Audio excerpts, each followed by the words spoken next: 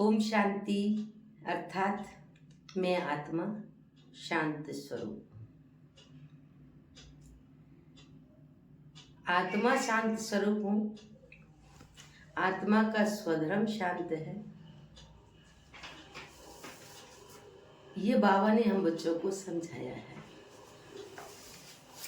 लेकिन एक बात जो है, जो हम चलते हैं, साधारण जीवन जीते हैं, अपनी दैनिक क्रियाएं हैं, जो कार्य करते हैं, कर्म क्षेत्र पर आते हैं, व्यवहार में आते हैं, उसमें 4 प्रकार की मत होती है। एक मत है मनमत। मनमत क्या है कि मनमत अर्थात जो हमारे मन में आता है। हम कहते हैं ना, हम तो मन के मालिक हैं। हमारे मन में जो आएगा वो हम करेंगे। अब ये 2 बातें हो गई, मन के मालिक भी हैं और मन में जो आएगा वो करेंगे। तो मन के मालिक कहाँ हुए? इसका मतलब मन के गुलाम हो गए। मन आपसे करा रहा है, तो मन जो करा रहा है वो हो गई मनमत। मन गलत भी करा सकता है, ठीक भी करा सकता है। तो एक है मनमत, दूसरी है परमत। परमत अर्थात जिससे हमारा स्नेह है, प्यार है, हम कोई राय सलाह पूछते हैं, कोई बात करते हैं, तो उनसे जो हमें मत मिली, जो हमें बुद्धि मिली, जो भी हमें राय मिली, उसको हमने मान लिया, वो हो गई परमत। दूसरों की मत पर चलना, दूसरे ने जो कहा वो कर देना। और तीसरी है मनुष्य मत। अब कहेंगे मनुष्य मत और परमत में क्या अंतर है? मनुष्य मत और परमत में बहुत बड़ा अंतर है। परमत अर्थात जिससे हम बात कर रहे हैं, जिससे हमारा स्नेह, उससे जो बात कर रहे हैं, उससे हम राय ले रहे हैं, वो है परमत।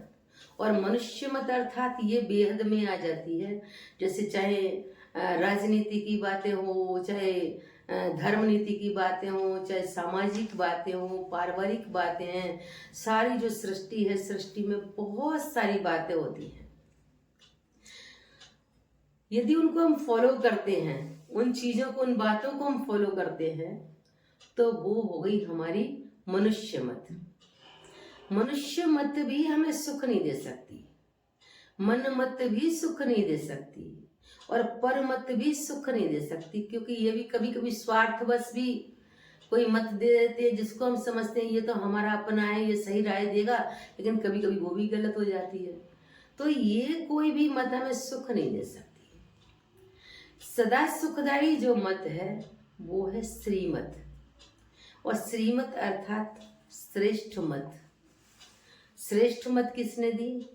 स्वयं परम पिता परमात्मा ने, जिसको हम शिव बाबा कहते हैं।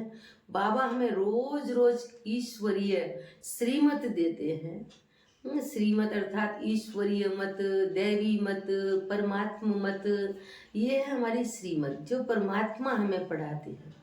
जैसे अमृत वेले उठना है, मुरली मिस नहीं करनी है, चलते फिरते बाबा को याद करना है, कर्म करते हुए कर्म योगी बन करके कर्म करना है, जो बाबा ने हमें दिनचर्या सेट करके दी है। पर चिंतन नहीं करना, पर दर्शन नहीं करना, पर निंदा नहीं करनी, चुगली नहीं करनी, धोखा नहीं देना, झूठ नहीं बोलना, ये बाबा ने जो हमें श्रीमत दी है, उस श्रीमत अनुसार चलना, वो सबसे ज्यादा सुखदायी जीवन है। और ऐसी सुखदायी जीवन जीनी है जैसे देवी देवताएं हैं, लक्ष्मी नारायण है। क्योंकि लक्ष्य हमारा जीवन मुक्ति, और जीवन मुक्ति मौत से मिलती है। मौत माना मर जाना नहीं, मौत माना पुराने संस्कारों से मर जाना, पुरानी आदतों से मर जाना, पुराने व्यवहार से मर जाना। उसको कहते हैं कि जीवन मुक्ति मौत से मिलती, देखे कौन ले सकता है। तो ये है श्रीमत, और श्रीमत से ही हम देवी देवता पद को प्राप्त होंगे, हमारा जीवन सदा सुखदायी बनेगा। ऐसा सदा सुखदायी जीवन जीने के लिए हमें ईश्वरीय मत पर सदा ही चलते रहना है। ओम शांति।